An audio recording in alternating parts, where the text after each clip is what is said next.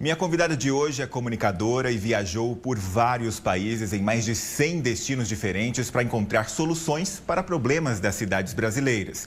O que ela descobriu nunca foi tão necessário quanto neste momento. Bem-vinda ao quadro Novo Normal, Natália Garcia. Muito obrigado por ter aceito o convite.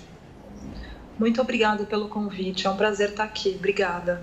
Natália, às vezes eu tenho a sensação de que nós vivemos em cidades que vão se formando contra os moradores. E quem mora nesses locais apenas vai seguindo a vida sem pensar muito sobre o tema. É isso mesmo que acontece?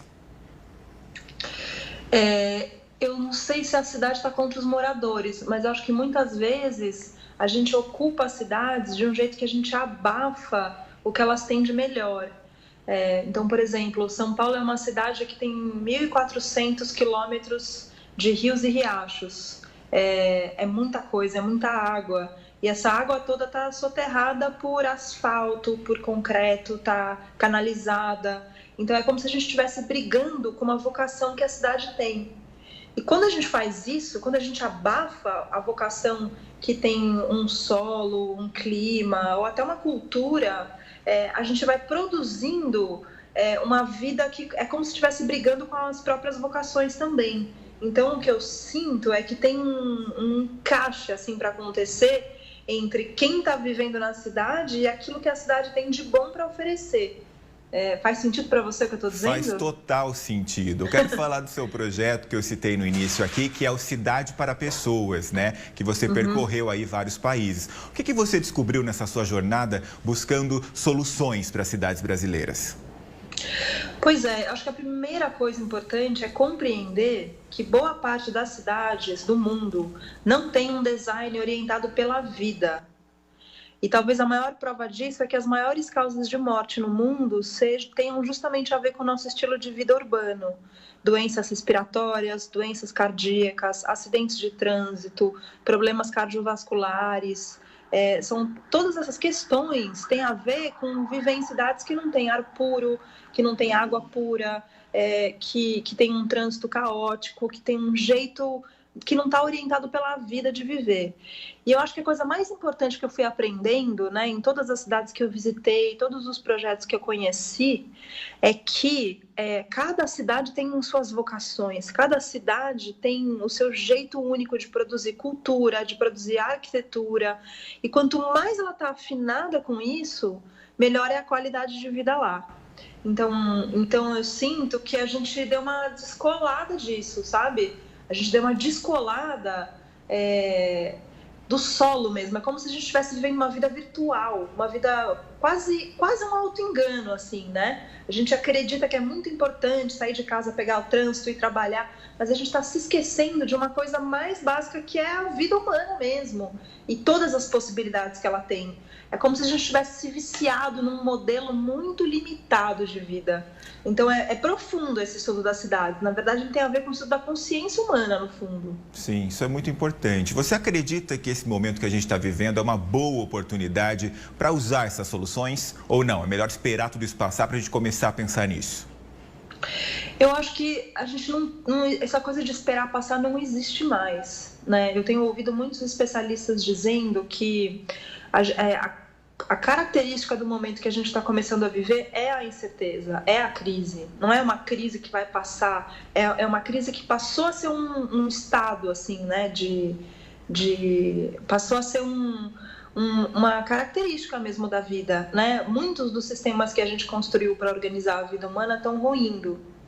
Então, eu sinto que esse é um momento muito importante de começar a implementar essas soluções, né? Então, quando a gente olha para problemas urbanos brasileiros, por exemplo, né, a gente não trata esgoto, a gente tem uma mobilidade urbana muito orientada por soluções que não funcionam, né, que não funcionam na multiplicidade do que a cidade precisa.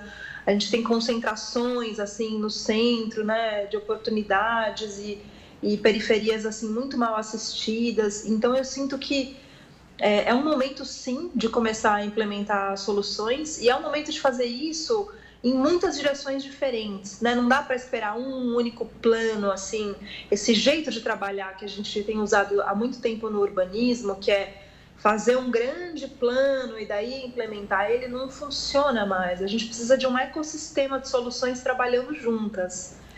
E aí eu arrisco dizer que talvez a grande virada de chave assim seja trabalhar menos assim por planos e mais por princípios, né? Princípios do tipo, a gente precisa de uma cidade onde as pessoas cheguem rápido no lugar onde elas trabalham, a gente precisa de ar puro, a gente precisa de comida fresca, orgânica, local, princípios muito simples que orientem as decisões, em vez de um grande plano que queira reconstruir a cidade inteira dessa forma, sabe? Porque o que acontece quando a gente trabalha com princípios? A gente abre espaço para que todas as pessoas se engajem com aquilo que elas têm para oferecer. Porque a cidade é um produto coletivo, né? É um produto da forma como todos que vivem nela usam ela. A cidade não é responsabilidade só de um prefeito, ou só de um urbanista, ou só de um arquiteto. A cidade é um produto da forma como a gente está usando ela. Então, quanto mais essas soluções forem abertas no sentido de serem participativas, claro que precisa ter gestão, precisa ter meta, precisa ter liderança, né? Não estou dizendo que é para a gente abrir mão das lideranças. O que eu estou dizendo é que tem uma combinação de um jeito velho de trabalhar com um jeito novo de trabalhar. Natália, até pegando o gancho do que você acabou de dizer, nós temos essa mania, né, de esperar que a aplicação dessas soluções parta do poder público. Sempre assim, o governo tem que resolver. O que os habitantes, então, dessas cidades podem fazer?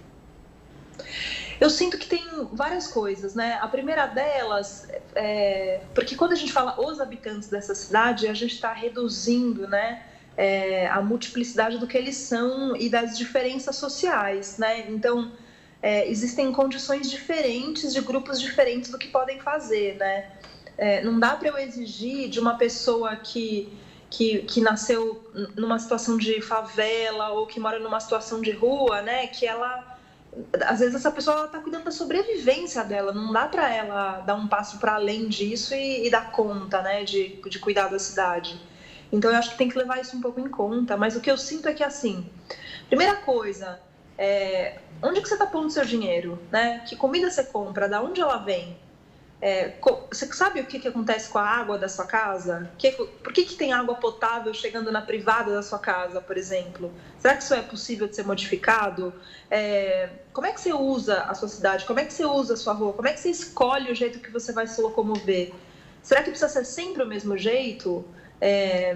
Eu sinto que conforme a gente vai usando a cidade de outra forma e a gente vai alimentando engrenagens que rodem, orientadas pela vida, engrenagens de produção de comida e de alimentos, engrenagens de abastecimento de água, de produção de energia, conforme a gente vai virando assim essas engrenagens para um novo design, a gente vai ajudando a criar demanda por essa nova forma, né?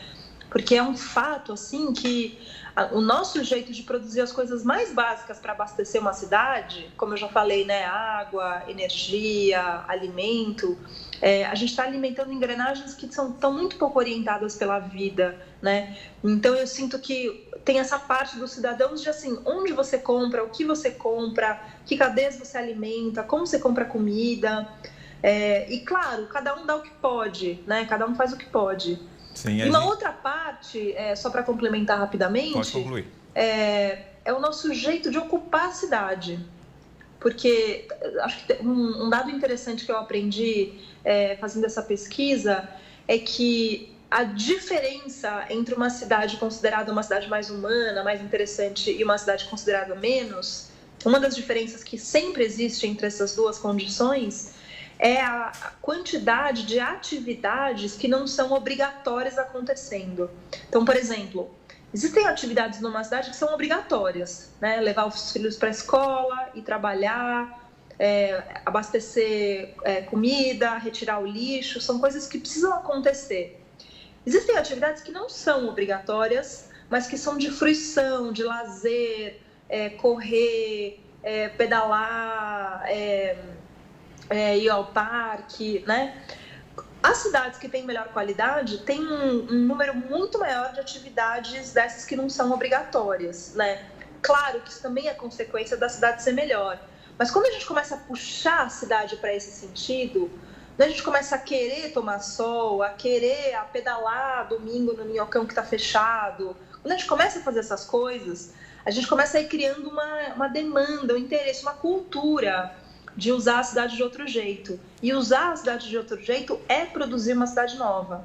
A gente está caminhando já para o minuto final aqui da nossa conversa. Natália, você diria que muito mais do que pensar o seguinte: não, eu vou fazer um modelo onde eu consiga aplicar em São Paulo, no Rio de Janeiro, em Porto Alegre vai funcionar. Muito mais do que isso, seria o caso de eu olhar para o meu bairro. No meu bairro, eu não tenho uma horta. Seria legal que alguém tivesse uma horta lá. Soluções dessa natureza. É por aí, esse é o caminho.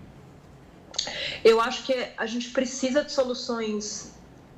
No urbanismo, eles usam muito essa expressão bottom-up e top-down, que significa do poder para as pessoas, né, e do chão, assim, né, das pessoas para cima. A gente precisa das duas. Então, a gente precisa olhar para o bairro, fazer a horta, fazer uma composteira para reciclagem dos resíduos orgânicos, ter um lugar que coleta lixo reciclável para entregar nas cooperativas. A gente precisa do bairro, mas a gente precisa do grande. A gente precisa entender, a partir do grande, por exemplo, que tem 5 bairros aqui que estão fazendo dessa forma, e a gente quer pegar esses 5 bairros e transformar em 40, né? Porque os nossos problemas, eles têm uma escala muito grande. Só que a gente está muito acostumado a fazer só de cima para baixo. A cultura do Brasil de poder é uma cultura de cima para baixo, que é um sentido importante, mas que precisa se combinar com baixo para cima. Então, eu acho que é os dois. Maravilha. Para a gente encerrar, então, o tema do nosso quadro aqui, que é o novo normal. Uma pergunta complexa de se responder, mas peço que você seja muito objetiva. Na sua visão e relacionada à sua área, qual seria aí esse novo normal?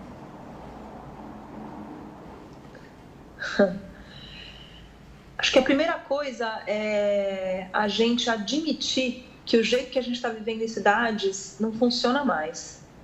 Acho que a primeira coisa do novo normal é largar o velho normal, né? Largar o velho normal, que era um normal muito distorcido. O que é normal? Por que a gente vive em cidades? A gente vive em cidades porque a gente aglomera muitas pessoas, ou seja, aglomera muitas oportunidades, e a gente pode ser quem a gente é. A gente pode trazer o nosso trabalho como a gente é para o mundo.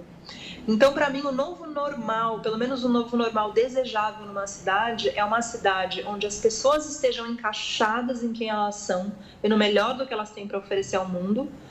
E as pessoas que vivem numa cidade estejam encaixadas no que essa cidade é, nos rios que ela tem, ou na floresta que ela tem, ou nos alimentos que ela produz, que haja um encaixe. Para mim, o novo normal tem a ver com encaixe, individual e coletivamente. Maravilha. Muito obrigado pela gentileza de dividir o seu tempo com a gente. Se cuida e até uma próxima oportunidade. Tomara que um dia a gente more nessa cidade que você idealizou aí. Que assim seja. Até mais. Até.